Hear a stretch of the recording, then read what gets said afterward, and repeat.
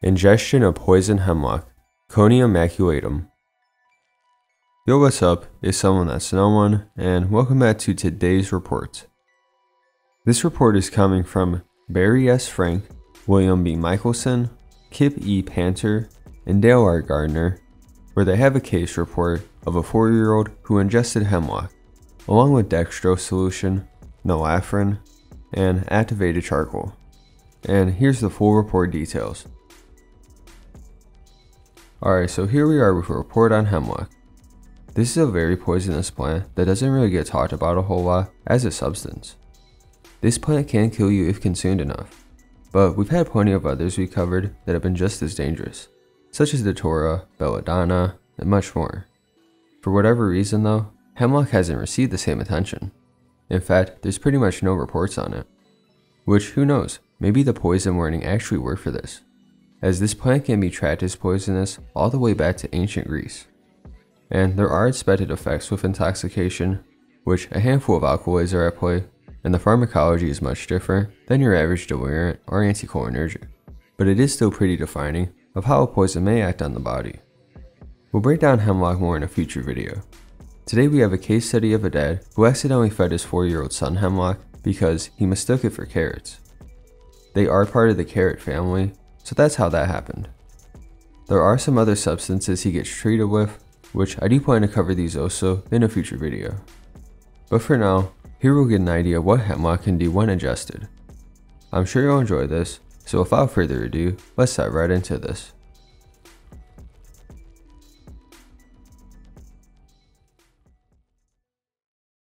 Despite its profound toxicity and wide distribution, poison hemlock, Conium maculatum, is an unknown cause of poisoning in children.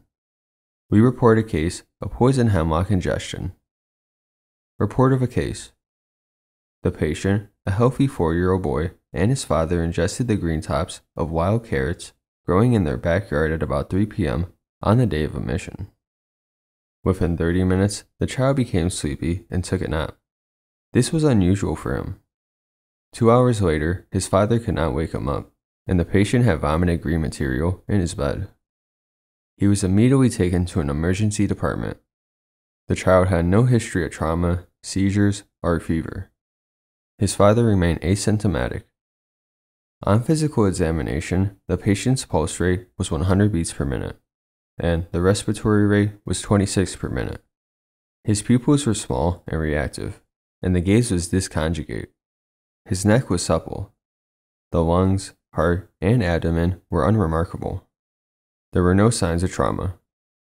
On neurologic examination, there were semi-purposeful response to noxious stimuli in the upper extremities and withdrawal in the lower extremities.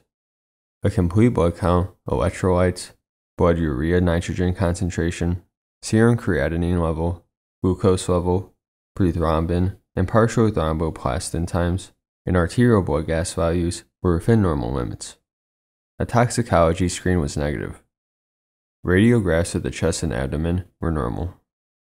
Infusions of dextrose solution and Nalorphine hydrochloride produced no clinical improvement.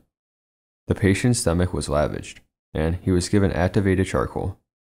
During the first 90 minutes, he became progressively less responsive, but maintained gag reflex adequately. Over the next hour, he began responding to simple commands, and within 4 hours he was awake and talking to his parents. He was discharged 2 days later with normal physical findings. A plant identified by the patient's father as identical to the others that both he and the patient ate was submitted to the Intermountain Herbarium, Logan, Utah, for taxonomic identification.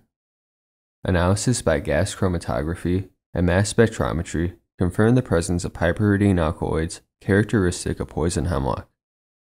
The leaves contain 850 pUg of y-coniceine per gram of fresh plant. Discussion. Conium maculatum is a poisonous biennial herb that grows erect to an average height of 1 to 3 meters. The larger stems of maturing plants contain numerous purple spots, which are an identifying characteristic. First-year growth plants have fine, light green fern-like leaves, figure 1, and usually grow no taller than 46 centimeters, 18 inches. Poison hemlock has a long light taproot that is solid and parsnip-like. Plants generally persist in localized strands because the seeds drop near the parent plant. Occasionally, seeds are spread by water, birds, or rodents. Poison hemlock was introduced to the United States from Europe as an ornamental plant. It has become widespread and frequently grows in waste places, along roadsides, ditch banks, fence rows, and in uncultivated areas or anywhere adequate moisture is available. Its distribution is nationwide. The toxins from poison hemlock are simple piperidine alkaloids. Conium and y-coniceine, figure 2, are the predominant toxicants and not have only been implicated in overt toxicity in animals and humans, but have been shown to induce congenital birth defects in livestock species. The oral median lethal dose in mice for y-coniceine, the most toxic and most plentiful of the alkaloids, is 12 mg per kilogram. The mechanism of action in these alkaloids is twofold. The most serious effect occurs at the neuromuscular junction, where they act as non-depolarizing blockers, similar to curare. Death, when it occurs, is usually caused by respiratory failure. As a result of their action at the automatic ganglia, the toxins produce biphasic nicotinic effects, including salivation, mydriasis, and tachycardia, followed by bradycardia.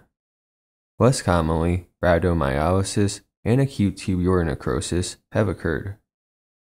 Poison hemlock is often confused with water hemlock because the two are similar in appearance and belong to the same family. The toxin in water hemlock, maculatum, has primarily central nervous system effects, including seizures. Poison hemlock poisoning may be suspected in patients with an altered level of consciousness, myalgias, fasciculations, or flaccid paralysis following the ingestion of a plant substance. Supportive laboratory data includes elevated muscle enzyme levels and myoglobinuria. Elevated values on liver function tests have also been seen. Routine plant toxin screens and biologic specimens are not commonly done except for those substances abused and for which drug screens are available. A method for a multi-residue chemical screen for alkaloids in plant material was recently described that provides the basis for confirming a case of poison hemlock or water hemlock toxicosis. Because no antidote exists for conium poisoning, treatment is supportive. Respiratory support and gastric decontamination should be instituted immediately. Anticonvulsants should be administered as needed. Forced diuresis may be useful in preventing renal failure from rhabdomyolysis and myoglobinuria. The relatively short course and limited symptoms that our patient manifested can probably be explained by the small amount of plant ingested, the vomiting at home, and finally, the gastrointestinal decontamination that limited the quantity of toxin absorbed. That ingestions of poison hemlock are not more common has been attributed to the plant's mousy odor, bitter taste, and burning of the mouth, throat, and abdomen on ingestion. The father of this patient said that the plants tasted like carrot tops.